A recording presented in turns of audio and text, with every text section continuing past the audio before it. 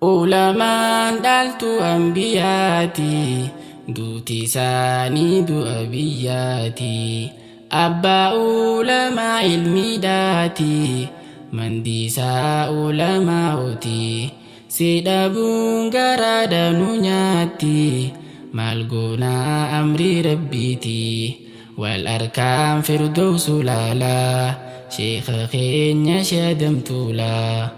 Ulamaan dhaaltu ambiyaati, duuti isaanii du'a biyyaati. Abbaa ulamaa ilmiidhaati, mandiisaa ulamaa'ooti. Si dhabuun garaa danuu nyaatti, maal goonaa amrii rabbiiti. Wal arkaan firdowsu laalaa, sheekha keenya shadamtuulaa. Ulamaan nurraa du'uudhaani, ilmi rabbii dhabamuuni. Ja'anii nutti odeessaani, rasuulii keenya bareedaani. Sabbaraa wannaa sabbarsiisa, maddaan haaraa shimee foobsa. Namayyuu dhabee bahabseensa, isiniif haa kannu obsa. Rahmatiif rahmaa yaa Allah, sheekha keenya shadamtuulaa. Rahmatiif rahmaa yaa Allah, sheekha keenya shadamtuulaa. Keessaafuu maddaan haraashiiti, hedduudhaan ariifachiiftaani. Warri yeroo hunda majliisaa, dhuftanii irra baaftanii. Jazaan sheekha keenya nurraa waa, hin dhumuu osoo beeytanii. Akkaataa itti jirru kana, lafa nuuf kaan deemanii. Qasaanii jannatul firdoos, haa toluu fuulli rahmaanii. Qasaanii jannatul firdoos, haa toluu fuulli rahmaanii. Ulamaan dhaaltu ambiyaati, duuti isaanii du'a biyyaati. Abbaa ulamaa ilmiidhaati, mandiisaa ulamaa'ooti. Si dhabuun garaa danuu nyaatti, maal goonaa amrii rabbiiti.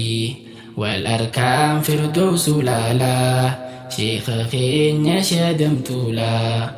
Dhumaatiin ulamaa ileedha, dhumaatii aalamaatiidha. Mawtul aalimi mawtul aalam, laallee gaarreeta sheekhaa faadha.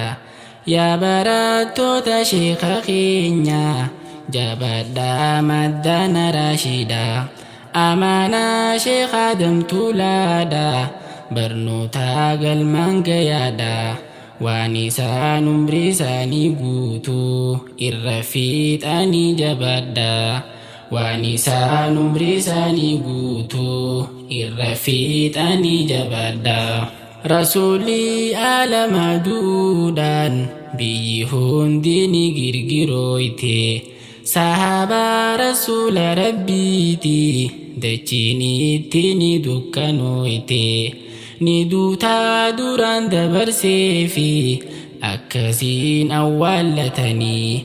Yaa sheekha keenya shadamtuulaa, sinirraan fannuu nuuf qubadhu. Ollaa ergama rabbi isaanii, sinirraan fannuu nuuf qubadhu. Ollaa ergama rabbi isaanii. Ulamaan dhaaltu ambiyaati, duuti isaanii du'a biyyaati. Abbaa ulamaa ilmiidhaati, mandiisaa ulamaa'ooti. Si dhabuun garaa danuu nyaatti, maal goonaa amrii rabbiiti. Wal arkaan firdowsu laalaa, sheekha keenya shadamtuulaa. Muqaaciitaa samii fi dachii, uumaa hundaatu jaalata. Qurxummiin bahara keessaalleen, ulamaaf rabbi kadhata. Ta sheekha keenyaatu walleenu, san tahuun oltu ummata. Rabbiitu samiidhaa lallaabe, addunyaa wal jalaa qabe. waan diiniif jecha ta'abeef sanumaaf je'ee ol qabee waan diiniif jecha ta'abeef sanumaaf je'ee ol qabee lakkooynuus fixuu waan dandeenyu galataa Dooktar Shaadam Tuulaa osoo dachii waraqaa taate muknilleen taahee qaalamaa barreessaa ollus yoomdhumaa abbaa sheekota islaamaa jiruun duuniyaatun jiruumi gariin irra wal dorgomaa yoo quftuu qufuudhaa hubaatte booddeenii si dhabamaa warri duuniyaan tuni galteef ni tahaa akka Shaadam Tuulaa wal harkaan firdawsu laalaa ni tahaa akka Shaadam Tuulaa wal harkaan firdawsu laalaa ulamaan dhaaltu ambiyaati duuti isaanii du'a biyyaati abbaa ulamaa ilmiidhaati mandiisaa ulamaa'ooti sidhabuun garaadha nu nyaatti maal goonaa amrii rabbiiti wal harkaan firdawsu laalaa sheekha keenya Shaadam Tuulaa sindagaannu nuti yoomiyyuu siif jirraanu ilmaan keeti kaayyoteessan galmaan ni geenya yaa abbaa keenya dhugatti nuuf barsiiftan madda haraashii seenaan teessan ni mul'atti akka aduutti nuuf barsiiftan madda haraashii seenaan teessan ni mul'atti akka aduutti barnoota islaamaatiin qaaree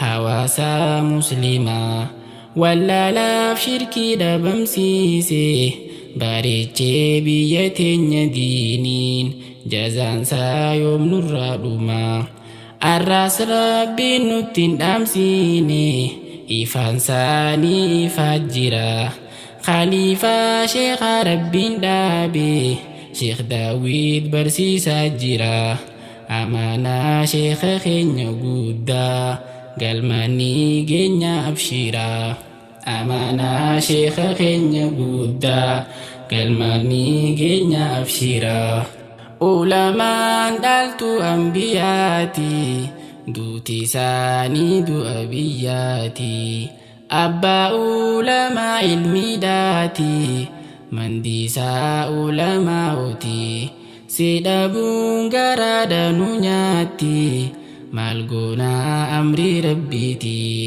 wal harkaan firdawsu laalaa sheekha keenya Shaadam Tuulaa ulamaan dhaaltu ambiyaati duuti isaanii du'a biyyaati abbaa ulamaa ilmiidhaati mandiisaa ulamaa'ooti sidhabuun garaadha nu nyaatti maal goonaa amrii rabbiiti wal harkaan firdawsu laalaa sheekha keenya Shaadam Tuulaa